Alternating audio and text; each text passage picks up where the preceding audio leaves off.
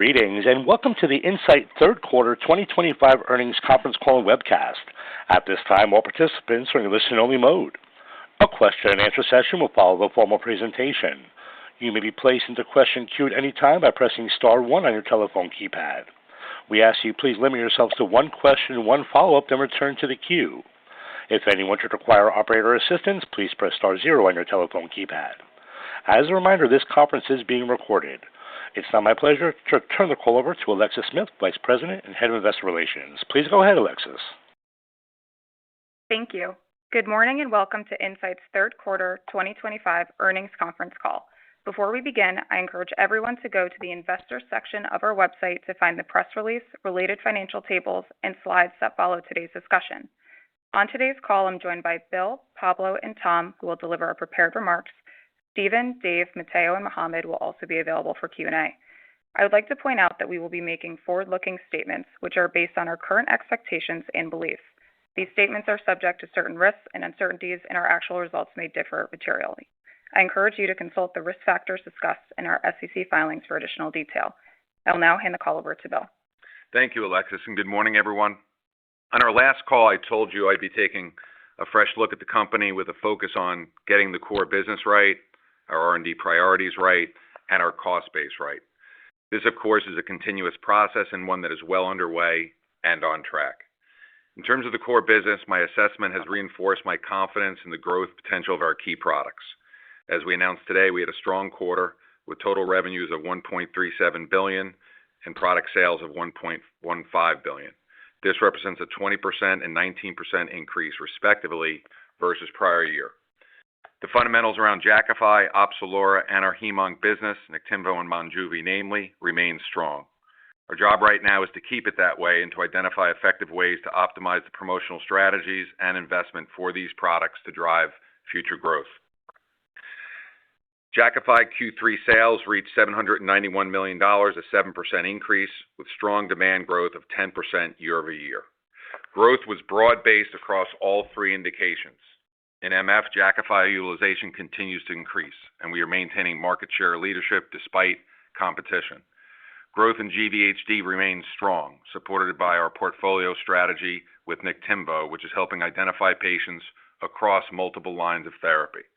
And PV is our largest growth driver, fueled by compelling MAGIC PV data showing impressive thrombosis-free survival.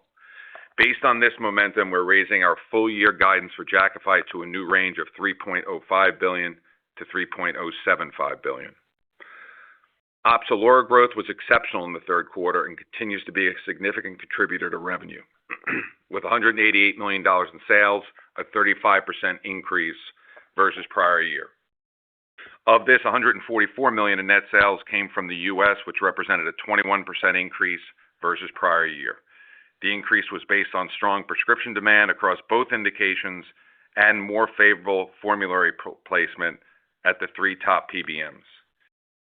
In July, we reorganized the Opzelura sales force into two dedicated sales teams, one for AD and one for vitiligo, to ensure execution and sustained growth. The market for branded non-steroidal topicals continues to expand at a 20% rate as more patients migrate off and away from topical corticosteroids. Given the efficacy of Opzelura in terms of rapid itch relief and skin clearance, our broad prescriber base and formulary coverage, we're well positioned to take advantage of this market dynamic.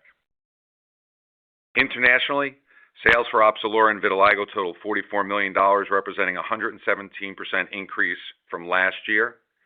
France, Spain, Italy, and Canada account for over 80% of our sales and growth, and we plan to file an application for ruxolitinib cream in moderate AD in the EU by year-end with a potential approval in the second half of 2026. Now, in its third quarter post-launch, Niktimvo continues to outperform expectations across all launch metrics. Sales in the third quarter totaled $46 million, an increase of 27% versus the second quarter. 90% of BMT centers have adopted Niktimvo, with all centers placing repeat orders year to date. Importantly, 80% of patients who started treatment in the first quarter of launch are still on therapy today. And we've captured 13% of the third line plus GVHD opportunity in just the first 9 months on the market. In line with expectations, Niktimvo is primarily being used in the fourth line with increasing preference and utilization in the third line. Feedback from BMT centers has been positive, with real-world efficacy and safety being equally as impressive as the clinical data. Finally, we're actively studying Niktimvo in combination with ruxolitinib and steroids in earlier line settings. Our combination study with Jakafi is designed to enable a steroid-free regimen in GVHD, which could shift the standard of care, and our combination study with steroids in the frontline setting has the potential to deliver benchmark efficacy and steroid tapering. This franchise strategy has the potential to significantly increase our addressable market and strengthen our leadership position in GVHD. Our broader hematology and oncology portfolio also performed well this quarter. Sales from Monjuvi in follicular lymphoma and Zynyz in SCAC, both launched this year, saw strong growth and contributed to our raised guidance. These products will be incremental contributors to our portfolio and collectively can deliver meaningful sales growth over the next several years. We have 3 important new product launches next year: ruxolitinib XR, Opzelura AD in Europe, and povorcitinib in HS. I've completed a thorough review of the launch plans and believe these products have the potential to contribute significantly to Incyte's future growth. Strategically, ruxolitinib XR, upon approval, offers the same therapeutic benefits of Jakafi and a more convenient once-daily dosing regimen. The stability data are on track to be submitted to the FDA before end of year, with an anticipated launch in mid-2026. As it relates to Opzelura AD, as mentioned, we plan to submit our application in the EU with an anticipated launch next year. Assuming approval, Opzelura has the potential to contribute meaningfully to future sales in the EU4 and Canada, and to overall growth given its clinical and economic value proposition. With the moderate AD indication in Europe, we could potentially increase our international topical business by 2 to 3x over the next several years. And finally, povorcitinib could be the first oral option for patients with HS, which is perhaps the most challenging disease in dermatology. It's a multi-cytokine disease involving many pathways, making treatment more complex and results more variable. A treatment option like povorcitinib, which has shown rapid pain relief and skin clearance scores of over 50%, will be very marketable. We believe there's a substantial opportunity in HS, which is the first step for povo. Our ongoing developments in PN and vitiligo will come into focus next year, and if positive, further strengthen the position of povo in our derm portfolio. Together with Opzelura, we could provide a topical to oral offering for patients across HS, vitiligo, and PN. Launch activities for each product remain on schedule, including preparations for the sales force, payer engagements, and medical education initiatives. We'll share more details in early 2026.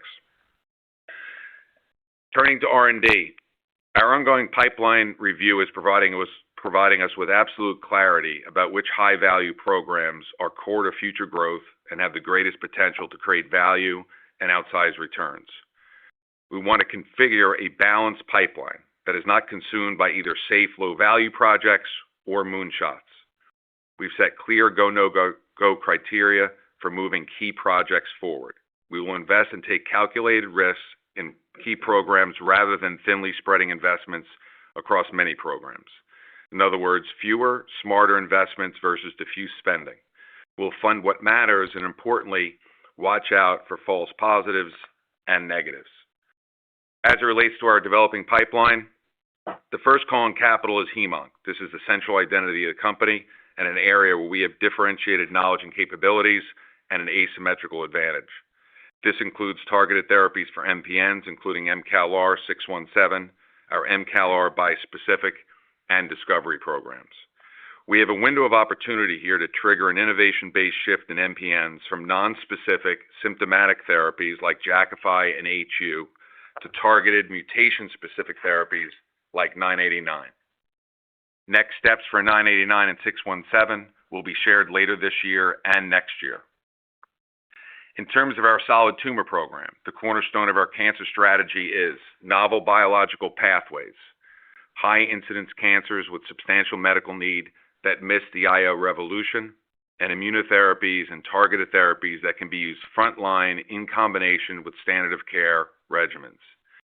As you know, we have 3 programs in early development: KRAS G12D for pancreatic cancer, TGF-beta by PD-1 bispecific for MSS-CRC, and CDK2 for ovarian cancer. Over the next several months, we will collect more data on these programs in terms of response rates, duration of response, and safety, particularly in combination with standard of care. We'll move forward without delay, providing our data continue to be objectively competitive and we can be early to the market and defend our position long term. Now, in terms of our operating expenses and overall cost structure, we're conducting a review of the entire business, which focuses on prioritization and data-driven trade-off decisions. Our objective is to manage costs, but not underfund critical initiatives and compromise growth prospects. We'll strike the right balance between financial discipline and long-term strategic investments, which can be achieved by controlling costs in low-value areas to free up capital, either for reinvestment in high-value opportunities or to improve margins. Our framework for the 2026 budget and beyond will be based on the following. First, define and ring-fence our strategic growth drivers. This means the new product launches that I touched on, as well as key R&D projects, which we have earmarked as non-negotiable, fully funded programs. Once we predict the growth drivers, we're looking to control costs in areas that add less or minimal strategic value.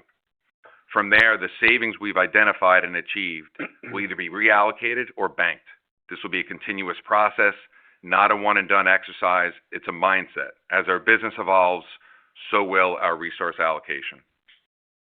Finally, business development. BD works when you have strong strategic leadership, high throughput, and a framework for rapidly triaging opportunities and making decisions, which requires a skilled search and evaluation team and a deep network.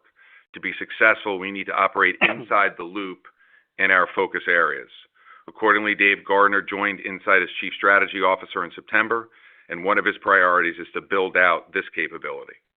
He will play a central role in developing our long-term growth strategy and ensuring external business development opportunities and internal portfolio decisions are strategically sound and financially compelling. We will share more details about our strategic review early next year. Now I'd like to turn the call over to Pablo. Thank you, Bill, and good morning, everyone. As shown on slide 14, our pipeline is strategically focused with numerous high-impact programs currently in development. Over the past few months, we have conducted a thorough pipeline review to ensure we're concentrating our efforts and resources on the projects that are essential to the future growth of the company. As Bill mentioned, this process was guided by a clear set of go-no-go criteria, enabling us to make strategic decisions about which programs to advance. As a result, we have decided to pause or stop several preclinical and early clinical stage programs, including INCY 34460, our anti-CD122 program, INCB 57643, our beta inhibitor program, and the development of povorcitinib in chronic spontaneous urticaria. By continuing to streamline our pipeline, we will be able to accelerate and prioritize the programs with the greatest potential impact to patients and to drive future growth. Now I'd like to focus on key updates from the quarter, highlighting recent advancements with povorcitinib and our solid tumor franchise. I will also discuss what's expected for the remainder of 2025 from our mutant CALR antibody program. For povorcitinib, last month we presented longer-term data in hidradenitis suppurativa at the European Academy of Dermatology and Venereology Congress, which further reinforced the differentiated profile of povorcitinib. The 24-week data demonstrated deep and sustained improvements across key clinical endpoints, including HiSCR 50, 75, 90, and 100, resolution of draining tunnels, and effective reduction in flares. Povorcitinib also showed a rapid and robust reduction in skin pain, with 62 to 70% of patients reporting mild or no pain by week 24. Physicians experienced in the management of HS emphasize that their primary focus when they treat patients with HS is on two elements: help patients feel better by addressing the pain related to HS and to effectively control flares. The data presented show that povorcitinib provides rapid and sustained pain relief and reduces the frequency of flares. These positive phase 3 results demonstrate the potential of povorcitinib to address the significant medical needs of the more than 300,000 people living with moderate to severe HS, offering a novel, effective, and convenient oral treatment option for this underserved patient population. Moving to slide 16 and the near-term opportunities for povorcitinib. As you know, HS is the most advanced programs, and we're on track with our regulatory submissions by the end of the year in the EU and early 2026 in the US, with potential approvals and launches in late 2026, early 2027. In addition to HS, we're studying povorcitinib in 3 other indications, underscoring its potential to become a major growth driver for the company. Povorcitinib has been evaluated in phase 3 programs in vitiligo and prurigo nodularis, as well as a phase 2 proof-of-concept study in asthma. We anticipate pivotal data readouts for vitiligo and PN in 2026, with a goal of potential initial regulatory approvals in 2027-2028. Next, I would like to highlight 2 recent updates from our solid tumor portfolio, beginning with our TGF-beta by PD-1 bispecific antibody program. This month, at the European Society of Medical Oncology annual meeting, we presented initial phase 1 data for INCY 33890, which I'll refer to moving forward 890, our first-in-class TGF-beta receptor 2 by PD-1 bispecific antibody in patients with solid tumors. This is an Incyte discovered compound and one that is truly differentiated from other TGF-beta and PD-1 approaches. The phase 1 trial evaluated 890 in solid tumors with a focus on microsatellite stable or MSS colorectal cancer patients. 890 demonstrated durable single-agent anti-tumor activity and a manageable safety profile in heavily pretreated MSS colorectal cancer patients, a population with limited treatment options and where anti-PD-1, PD-L1 antibodies have historically produced response rates from 0 to 2%. In patients with MSS colorectal, 890 achieved an overall response rate of 15%, and most notably, responses were observed in patients with and without liver metastases. The majority of treatment-related adverse events were low-grade, with no dose-limiting toxicities reported. We have also completed a dose escalation of 890 in combinations of 4 cohorts: FOLFOX plus bevacizumab, FOLFIRI plus bevacizumab, bevacizumab, and cetuximab. No evidence of additive toxicity has been observed in any of the combination cohorts, and dose expansion is ongoing. These initial results provide a strong rationale for advancing 890 into a registrational program. We're planning to start a pivotal phase 3 trial evaluating 890 in combination with standard of care chemotherapy and bevacizumab in first-line MSS colorectal cancer patients in 2026. Turning to our KRAS G12D program on slide 18. We recently presented encouraging clinical data from the phase 1 trial of INCB 161734, or as I'll refer to moving forward, 734, in heavily pretreated patients with advanced or metastatic solid tumors harboring the KRAS G12D mutation, including pancreatic ductal adenocarcinoma, among others. Results demonstrated a manageable safety profile with no dose-limiting toxicities observed and predominantly grade 1 treatment-related adverse events. Importantly, in pancreatic adenocarcinoma patients, 734 showed promising anti-tumor activity with an objective response rate of 34%, disease control rate of 86% at the dose of 1,200 milligrams.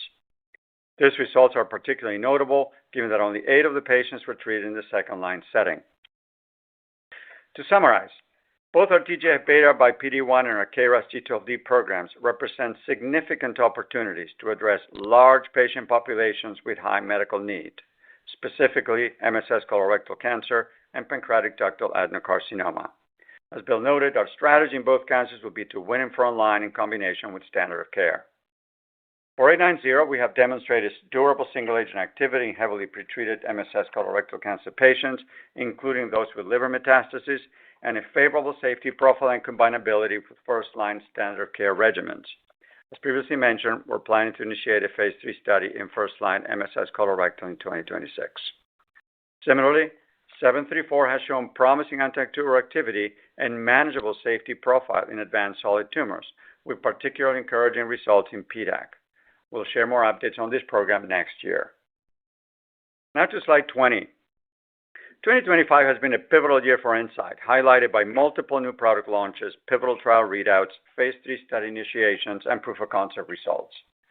These accomplishments reflect the solid progress we've made so far toward the milestones we established at the beginning of the year. As we look at the remainder of the year, we plan to share data for the first time on 989, our mutant CALR antibody in patients with myelofibrosis. We are evaluating 989 in a broad population of patients with MF. There are 3 actively enrolling cohorts. First, intermediate to high-risk patients who are intolerant, ineligible, or resistant to a JAK inhibitor. This cohort is evaluating 989 as a monotherapy.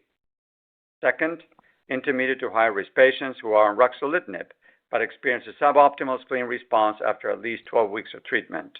In this cohort, we are evaluating adding 989 to ruxolitinib.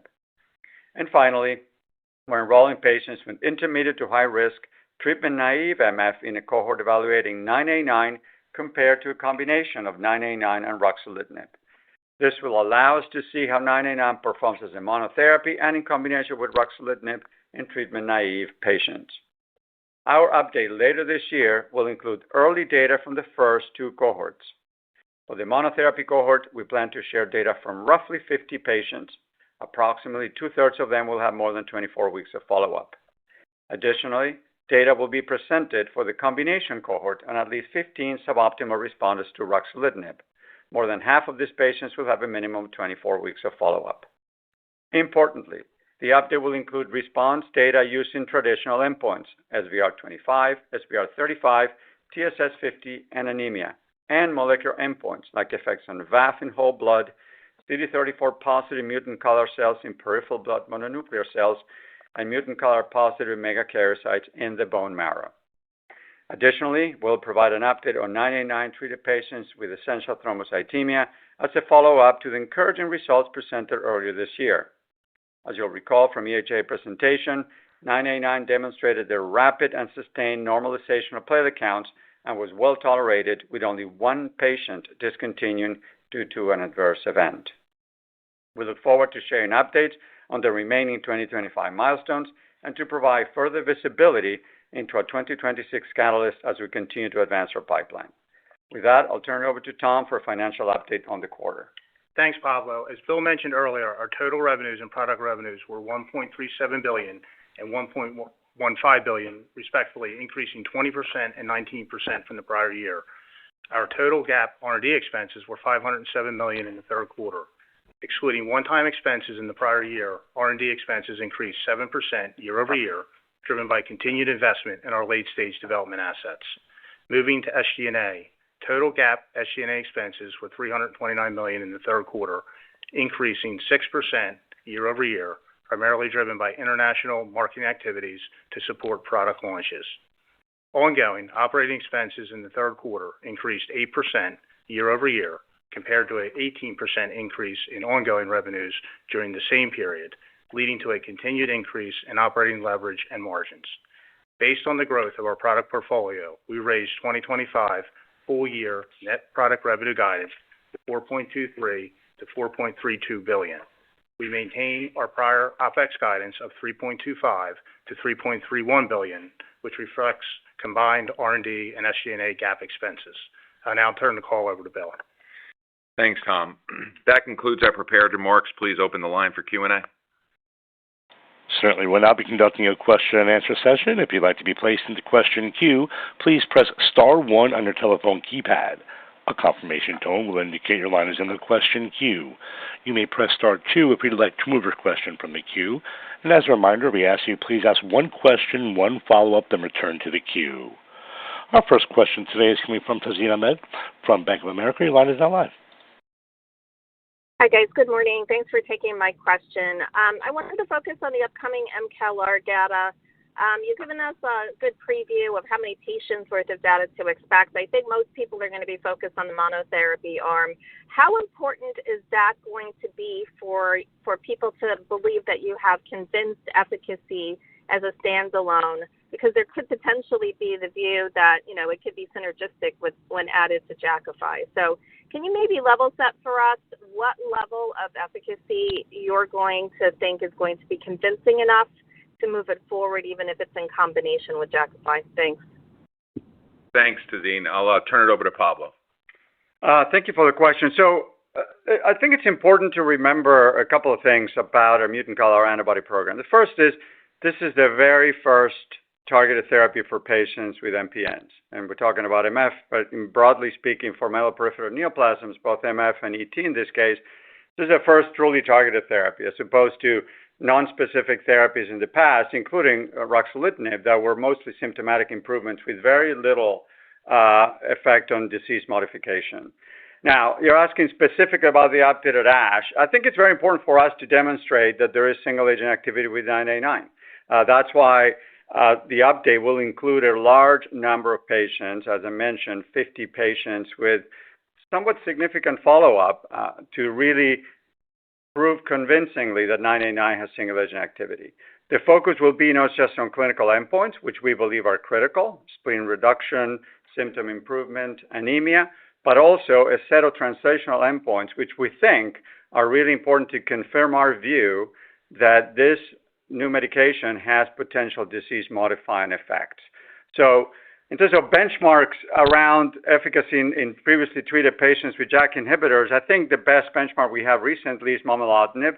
As you know, momelotinib has an SVR35 of between 7 and 22% in different studies, with the TSS 50 improvements in the 25 to 26%. Those are some reasonable benchmarks in the second-line setting to look at. But it's very important for us to confirm the single-agent activity of 989 in MF patients, Tazeen. Tazeen, thanks for the question. Thank you. Next question today is coming from Andrew Berens from Leerink Partners. Your line is now live. Hi, thanks, and congratulations on the execution during the quarter. I was wondering if you could give some more color on the decision to terminate the POVO program in CSU following your announcement in April that it was phase 2 is successful. Are we going to see the data at a medical meeting as you previously guided? Yeah, Andy, I'll start off and then turn it over to Pablo. As it relates to POVO for CSU, it came down for us to priorities. We have to, when we are prioritizing projects with better returns profile, it was a good phase 2 program, but we have better phase 3 programs. And the factors that went into the decision included differentiation, competitive intensity, timing to market, and market potential, among other factors. And Pablo, you want to just comment on the release of the data?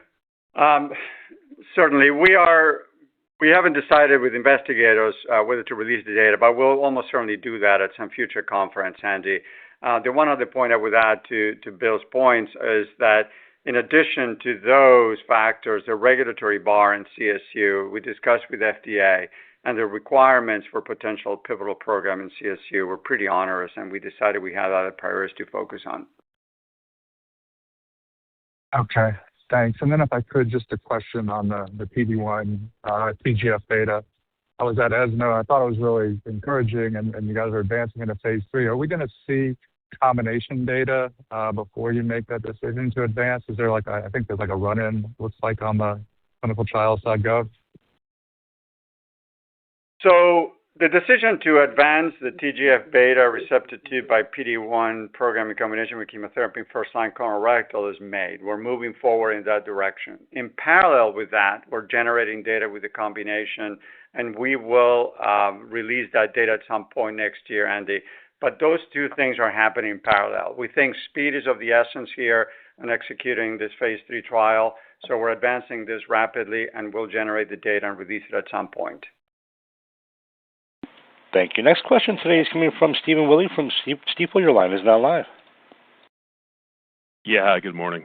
Just two quick ones for me. So on 989, was just wondering if you could give a little bit of color around what we should expect to see within the abstract publication next week, just relative to the presentation itself. And then just a quick one on Niktimvo. Curious how you're thinking about Sanofi's failed frontline trial with Rezurock steroids in terms of read through to the ongoing phase 3 trial with Niktimvo, and just whether you think that might say anything about the biology of the disease being different in a newly diagnosed patient. Thanks. Yeah, thanks. Thanks for the question, Steve. I'm going to turn the second question about Niktimvo over to Steven Stein, and then Pablo will grab the first question. Yeah, Steve, thanks for the question. In terms of first-line graft versus host disease in combination with steroids, there's really a little bit of controversy around how you measure the primary endpoint and event-free survival, and there's some nuances there on what you call events. So we think our definition is robust and is powered to adequately show the difference we need to beat steroids, and as Bill said in his prepared remarks, to also show something doctors very much desire, steroid withdrawal as rapidly as possible to avert side effects. But you're right in the sense that it shows the difficulty in this arena of beating steroids which are active, but we really think it's around the definition of the endpoint, and our endpoint is robust and meets the needs for our program, and we're confident about it. Thanks, Stephen. The only other thing I would add, Steve, here is we fortunately with Niktimvo have two shots on goal. We have the combination study with steroids and with Jakafi. Obviously, these are calculated risks. You get a combination study with Jakafi that's positive, and you're going to 2x the addressable population, and then you have a steroid-free regimen. Obviously, we want both these programs to work. One of two work, it could change the trajectory of Niktimvo fairly significantly. Pablo, you want to address the first question? Certainly. With 989, I think it's important to focus on the presentation we'll have before the end of the year. That's a later data cut. It's going to have more patients. It's going to have longer follow-up. So I realize that the abstracts will be released, but I would ask you to wait for the update we'll provide before the end of the year and focus on that because it's more substantial, and particularly follow-up is substantially longer. Thank you. Next question today is coming from Jay Olson from Oppenheimer. Your line is now live. Oh, hey guys, congrats on the quarter and thanks for taking the questions. Can you describe the rationale behind terminating the BET inhibitor program? Was that mostly related to your strategic focus on targeted therapies like mCALR and myelofibrosis? And as a follow-up to that question, since the BET inhibitor was on track to begin registrational studies, how soon can you move mCALR into registrational studies? Thank you. Jay, thanks for the questions. I'll take the first part and then turn it over to Pablo. As it relates to the BET inhibitor, the risk-benefit calculus, as you know, for BET inhibitors right now is complex. Differentiating class-wide risks from molecule-specific ones is challenging. And so in general, we're prioritizing programs with a higher PTRS and a clearer path to market. And that was fundamentally why we stopped the BET inhibitor program. And then I'll let Pablo comment further. So I don't have anything to add in terms of the reasons for terminating that program. In terms of the CALR antibody program, Jay, the goal is to start one or more pivotal trials in 2026. As we mentioned during our EHA update in ET will likely be the first pivotal trial we start, and that should start at some point in the first half of the year. In parallel with that, we are having regulatory interactions and continue to review the data in order to decide the right trials and the timing for implementing phase 3 trials for patients with myelofibrosis that most likely start at some point in the second half of 2026. I think that one thing that I would like to emphasize is the termination of the BET program in no way reduces our ambition in MPNs. As I mentioned earlier this year, our goal by the end of the decade is to have a solution for every single patient with a myeloproliferative neoplasm. We're building a pipeline of targeted therapies to address that need, and we intend to continue to advance those programs. Thanks, Jay. Thank you. Next question today is coming from James Shin from Deutsche Bank. Your line is now live. Good morning. Thank you for the question. First one is for Pablo. Pablo, appreciate 989 as a targeted therapy for MPNs, but can you say whether or not we should expect SVR, TSS, and anemia burden, at least on the kinetics front, to look similar to Rux? And follow up for Bill, Jakafi's Comfort 1 and 2 set a high bar for frontline myelofibrosis. So from a timing, financial, and regulatory perspective, can you share Incyte's progress on gaining certainty for 989's frontline MF development path? And will that development path align with Jakafi's LOE? Thank you. Yeah. All right, Pablo, you can take the first part of the question. So thank you for the question. It is very important for us to address your question directly. It's very important for us to demonstrate that 989 has an effect on clinical endpoints in myelofibrosis. That's why the presentation will include SVR25, SVR35, TSS50 effect, and effects in anemia. We realize a combination of those are the approval endpoints in MF, and showing efficacy in those endpoints is critical for this program. So those will be part of the update we provide before the end of the year. Let me pass it back to Bill. Yeah, and as it relates to both 989 in ET and MF, and how we think about the business post 2029, filling a revenue gap is not what 989 does. What 989 does is build a long duration revenue and cash flow stream well into the next decade. So we don't see the end of the road. And here's how I think about second line, first line. And Pablo commented on this. There are targeted treatments available in many other cancers. That is not true in MPNs. And so for hematologists, there is intrinsic appeal to the first targeted therapy. And when you take a look at ET, hydroxyurea is the standard of care. It's the most widely used cytoreductive agent in ET, but it achieves only a partial response, not a complete response in most patients. And there's three consequences to that. The first one is residual symptoms, not as significant as it is in MF, but residual symptoms. The second consequence is residual thrombotic risk. And the third consequence is residual transformational risk. 989 solves the problems that HU created.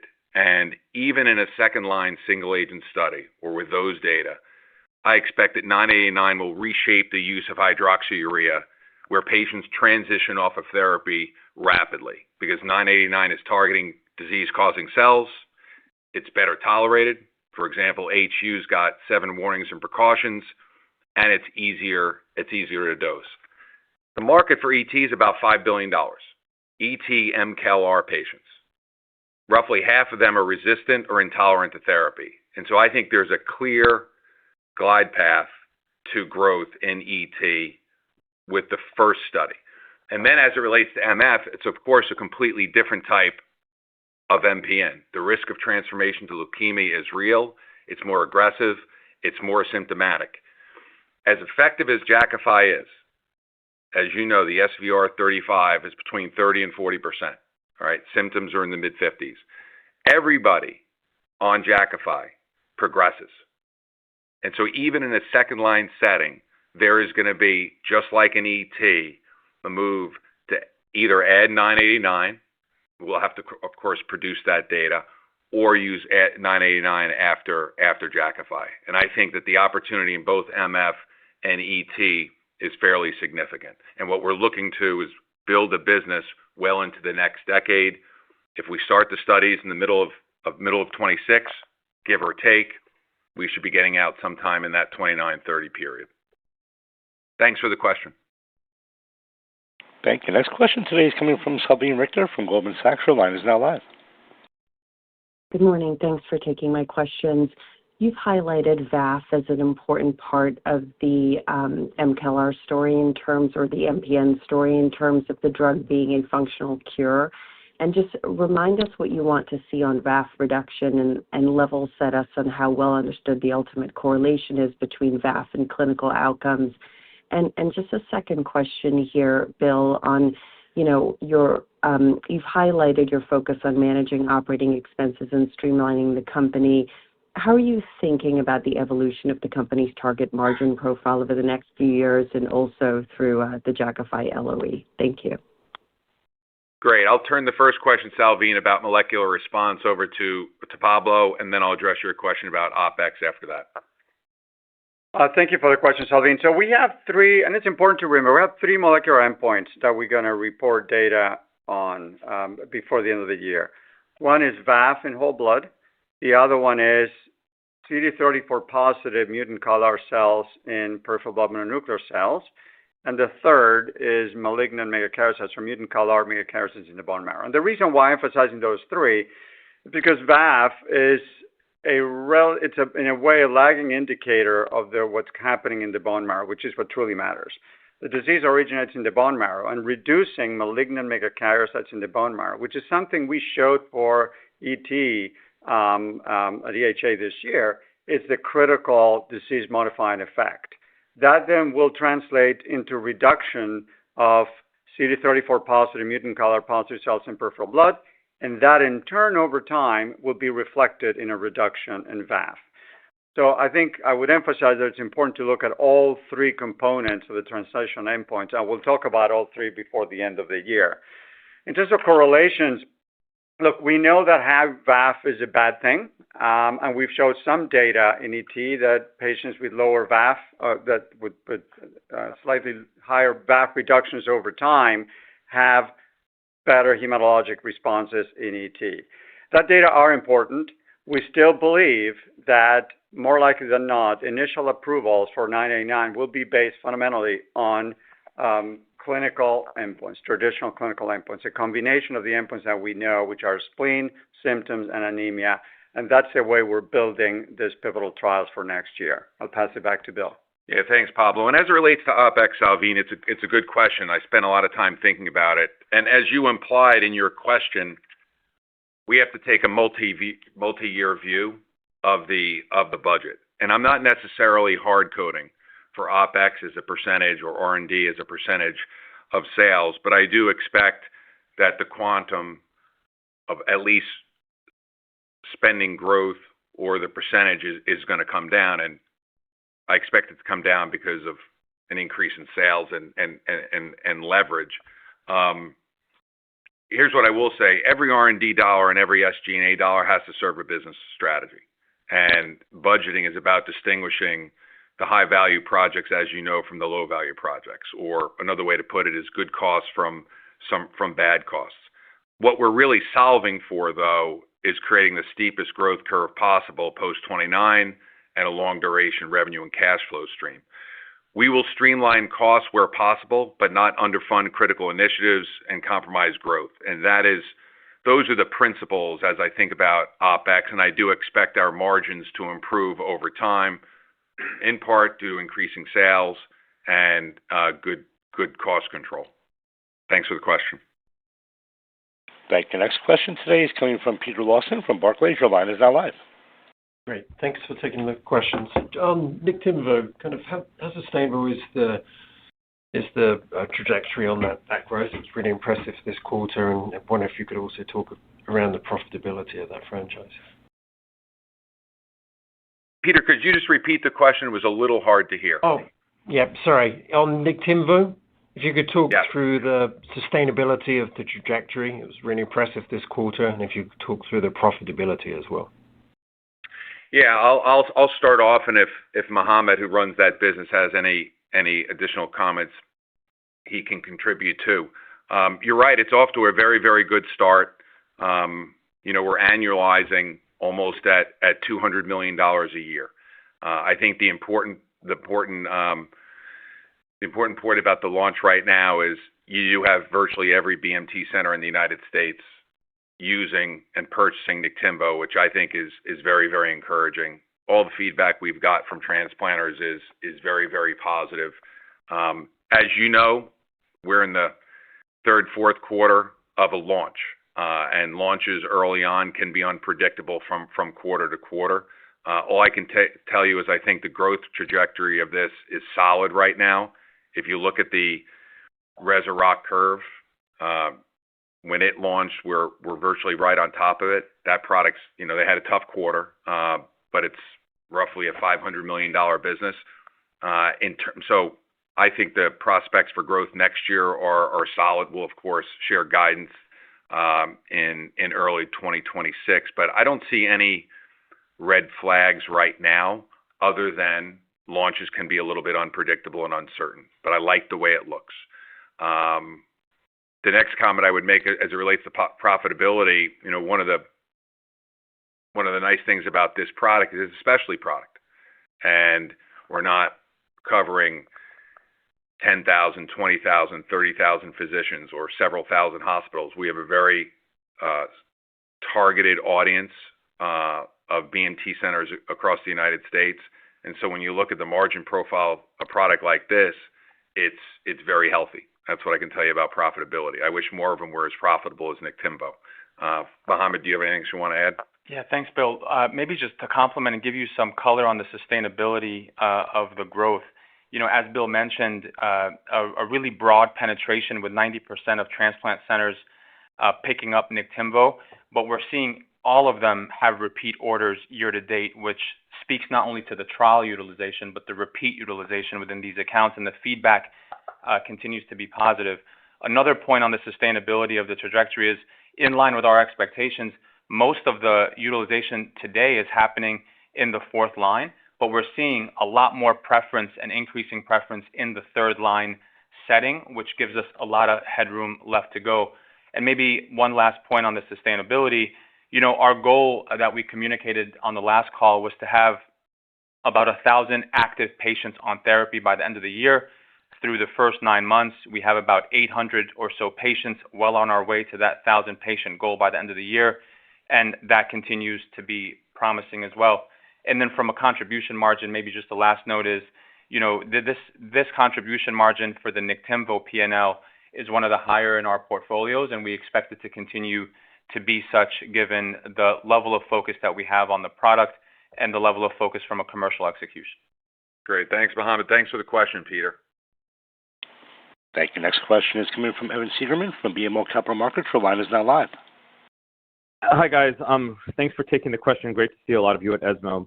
So I think we'd all agree that MKLR is a very critical juncture for Incyte, but I want to take it out of the picture for a second.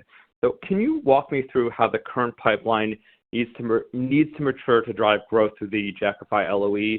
And then what type of business development, you're not going to be specific, but would you have to do to help also supplement that growth? Essentially, I want to understand what Incyte looks like with and without MKLR by the end of the decade. Thank you so much. Thanks for the question, Evan. Yes, and it was nice to see you at ESMO too. Here's how I would look at the pipeline. We're focused on 7 drivers, 7 projects that I think have the potential to create very meaningful value. And not all of them have to work. Not all of them will work. We're not going to be perfect. But we have povorcitinib, which is a 3-indication product. We can build a JAK-anchored franchise in dermatology, where we have differentiated knowledge and capabilities and a very solid data set. The second project is 989, and I can't take it out of the picture, Evan, okay? That's an important project.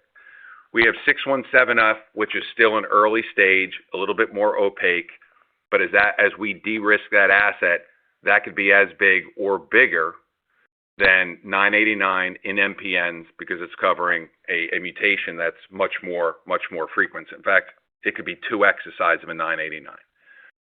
Then we have 3 solid tumor programs, which we de-risked at ESMO. We still have more data to collect. You have G12D for pancreatic cancer, TGF-beta PD-1 for CRC, and CDK2 for ovarian cancer. What I would say here is that we're systematically and deliberately, and at least up until ESMO, quietly building a high-impact oncology portfolio. There is a lot of substrate there. I don't expect all these necessarily to work, all right? But if 1 or 2 of those hit, they could be very, very meaningful. As we talked about at the start of the call, novel compounds against novel biological targets in cancers that have missed the IO revolution where there's significant medical need. And we're positioning all 3 compounds frontline in combination with standard of care chemo. And then the 7th project that I focus on is Niktimvo. And as Mohammed talked about, we're off to a good start. And there was a question about sustainability. We have 2 combination trials in place. If one of those combination trials hit, and we're 1 for 2, we move this into the second line. If it's the combination trial with Jakafi, we have a non-steroid regimen, and you could 2x the value of that business. And so when you think about the flow across all of our 3 verticals, I&I, hematology, and oncology, there's some real substrate there, and we don't need to be perfect. We just need 2 or 3 of these out of the 7 to hit, and we'll build a business that's bigger than the one that we have post-2029. Thanks for the question. Thank you. Next question today is coming from Derek Archila from Wells Fargo. Your line is now live. Hey, good morning, and thanks for taking the questions. Just curious, for 989's pivotal trials in MF and ET expected next year, will these be with IV or with the on-body pump from Enfuse? And then just a quick follow-up. In terms of a potential XR launch and kind of the commentary around the launch plans in the prepared remarks, I guess, how do you plan to position with payers? And I guess, what's your base case in terms of the amount of shares you can convert from Jakafi pre-generics? Thanks. Yeah, good question. I'll make a few comments about Enable and XR and then ask Pablo and Mohammed. First, we're really pleased to strike a partnership with Enable. They specialize in high-volume subcutaneous administration with, products with a range of 5 ml to 25 ml. We also like the device because it's at-home, self-administered, comfort, the efficiency of their manufacturing operation. And I think it's a high-quality company.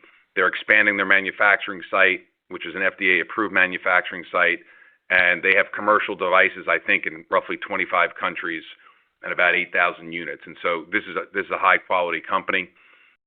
Pablo can talk more about the program. As it relates to XR, Pablo, why don't you speak, and then we'll go to XR. So in terms of the plan to incorporating Infuse into the pivotal trials in MPNs, ET is pretty far along. We showed an update at the EHA a few months ago on the data. The data has continued to mature. We have already initiated regulatory interactions around that. So we're probably going to be ready to start pivotal trial in ET before we're ready to deploy the Infuse device. For MF, the goal is to, as quickly as possible, make the Infuse device available and ready to go so we can start those studies with the sub-Q administration. However, I can't be firm at this point. We need a little bit more time to really figure out the timing for the implementation of this, but that would be our goal for MF. Good. Mohammed, you want to talk about XR? Yeah, if I can put that in frame for us real quick, Derek. Jakafi XR, as you know, represents a great addition to the portfolio, expected to launch in the middle part of 2026. HCPs and patients now are going to have a convenient once-daily formulation of a brand that they know and trust. We expect about 15 to 30% conversion from the IR by 2028. And with a slower erosion curve than IR, XR can be a solid incremental contributor to top-line sales through 2030 and beyond. And as you mentioned, look, our launch strategy is focused on securing quick formulary access, accelerating HCP adoption, and patient preference to maximize that uptick in the short term for that long-term value. And if I can just point to our ability to launch Niktimvo, FL in Monjuvi, and Zynyz and SCAC, I'm just proud of our team's ability to, execute on these launches, and I think XR won't be any different. Great. Thanks, Mohammed. Thanks for the question. Thank you. Next question today is coming from Ash Verma from UBS. Your line is now live. Hi, thanks for taking our questions as well. A lot of focus on 989. Maybe just looking at this slide 20, a few different settings that you're exploring in ET and MF, but just wanted to confirm at this point, are you able to pursue first-line or naive patients in registration studies? And then secondly, on the formulation, where are you able to get the volume down to, how many ml? And is this something that can be a home sub-Q injection and not just an on-body formulation? Thanks. Thanks, Ash. Pablo, you want to take that? Certainly. Thank you for the question. So I think the first part was about first-line MF. And the answer is we fully intend to develop 989 for first-line patients with myelofibrosis. That's why we're running the combination with the ruxolitinib in treatment-naive patients. That work is ongoing. We're not going to disclose results on that before the end of this year, but I'm confident that we will find a path there. We have very clear preclinical data showing synergy between 989 and ruxolitinib in the right models of MF. So I'm confident that we will find a path there. In terms of the sub-Q, our goal is to have a device that patients can use at home for self-administration of 989 subcutaneously. That's the goal. That's why we put in place a collaboration with Enable, and we think we're going to find a path to that in 2026. Thanks, Pablo. Next question. Thank you. Next question today is coming from Ren Benjamin from Citizens. Your line is now live. Hey, good morning, guys. Thanks for taking the questions and congratulations on a great quarter. I guess just to follow up with Rux XR, there was a strategy way back when about combining it with a pipeline product to help kind of fight this LOE. Are you looking at any potential combinations to move this forward with either the pipeline or, in licensing a product and staving off this erosion curve for Rux? And as a follow-up, you're starting this registrational program with TGF-beta. I'm kind of curious, as you think about how large the study is, the delta that you need to show to have a positive study, how you come to the calculus, given the kind of limited data that you have so far. Brent, thanks for the question. I'll take the first one, turn the second one over to Pablo. Right now, our focus for XR is launching it for the Jakafi indications. We're not working on any combinations in development, and we don't plan to right now. I know that there was a history there, but we're just focused on the once a day and preserving some portion of that revenue stream and getting a more convenient dosing regimen out. As it relates to your second question, I'll turn it over to actually Steven Stein. Yeah, hi, Ren. Thanks for the question. So it's first-line microsatellite stable colorectal cancer. The combination will be advancing there, as we alluded to at ESMO, is with FOLFOX and BEV. That's used across the board, independent of RAS, mutant versus wild type, independent of left or right-sided tumor. The enabling safety work has already progressed well and will continue. There's benchmarks available both for progression-free survival as well as overall survival. The primary endpoint, as we alluded to at ASH, will be PFS because OS takes a little longer to get there. And the size we'll put up when we launch the study. But you can estimate, it's probably north of 500 and we'll be well-powered to show the PFS advantage we want. Thanks. Thanks, Ren. Thanks, Steven. Thank you. Next question today is coming from Jessica Fye from JP Morgan. Your line is now live. Hey guys, good morning. Thanks for taking my questions. I had a couple more on 989. So I guess for Pablo, recognizing that we won't have frontline data for 989 by year end, can you talk about what elements of these data in post-Jakafi patients and Jakafi suboptimal responders could make us come away confident that 989 could be successful in the frontline? And I guess specifically for that combo data set, I know it's smaller, but what are you going to be looking for as proof points that 989 is offering clear clinical benefit on top of Jakafi in the absence of a control arm? Is there like a certain magnitude of change from baseline on those key measures that you think would exclude any natural variability in the endpoints over time had the patients just remained on their Jakafi monotherapy? And I have a follow-up. Thanks, Jess. So I think that the elements, look, like with any early development program, early stage development program, I think looking at the totality of the emerging evidence is important. So the first part here is obviously looking at the safety profile. We showed that in ET earlier this year. We'll show it in MF before the end of this year. And because of the exquisitely targeted nature of 989, we think that the safety profile, the really excellent profile that we've shown so far, is a key element for the future development. So the second part is obviously efficacy. The two components, as I mentioned earlier, are obviously the classic clinical endpoints. We need to see as monotherapy in patients that are resistant, intolerant, or ineligible for Jakafi.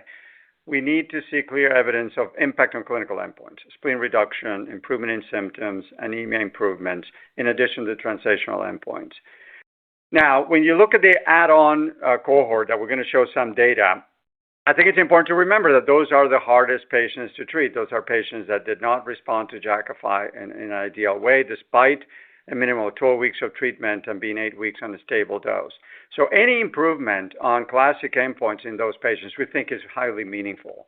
When you look at what's available in second-line MF, the benchmarks are pretty low, as I mentioned earlier, between 9 and 20% for SVR35, for example. So in our view, when you combine the monotherapy data in second line, together with the ability to combine 989 with Jakafi, together with the safety profile, I think it's very easy to put a story together that increases our confidence in our ability to move 989 to the frontline setting as quickly as possible. Obviously, at some point in 2026, we'll provide an update on the treatment-naive patients, as I mentioned earlier, and that sort of will be the definitive element of that story. Thanks, Jess. Got a follow-up. You mentioned looking at SVR25 in addition to SVR35. How do you incorporate SVR25 data into your decision-making? We really don't. To be honest with you, we report both 25 and 35, as it has been done in other trials in the past. Some of these patients have relatively short follow-up. We have patients enroll at a range of doses. As you know, these are dose escalation trials.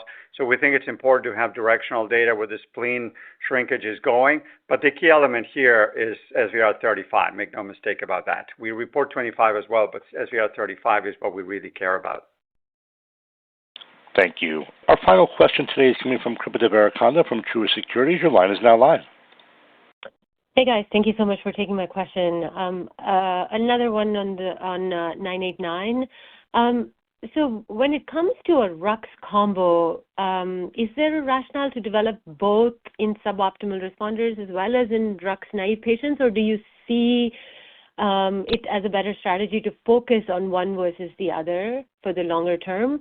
And secondly, what's the FDA guidance for the endpoints now? I know you said you need to show both SVR35 and TSS50, but would they be co-primary endpoints? And do you have to hit on both? Thank you. So let me take the second part of the question first. Look, we'll have discussions with FDA on the appropriate regulatory endpoints for what is a novel treatment paradigm for patients with MF, which we think 99 represents. We think it's going to be based on clinical endpoints predominantly. What those specific clinical endpoints will be, we'll discuss it with FDA. We think there's an argument to be made about modifying some of what has been done previously in terms of co-primaries for SVR35 and TSS50. The impact on anemia, for example, we think could be very important and very interesting for FDA to contemplate. In terms of what pivotal trials we will do in MF, those decisions are in the process of being made, and we'll update you over time, probably in early 2026. But we intend to develop 989 to try to address the needs of all patients with MF that are mutant CALR positive. That includes patients that are naive or patients that were treated with Jakafi initially and did not respond or were intolerant. And in those two contexts, monotherapy and in combination with ruxolitinib potentially can have a role. We'll give you more details over time as we disclose the data. Great. Thanks, Pablo. Thanks, Kripa. Thank you. We've reached the end of our question and answer session, and that does conclude today's teleconference and webcast. You may disconnect your lines at this time and have a wonderful day. We thank you for your participation today.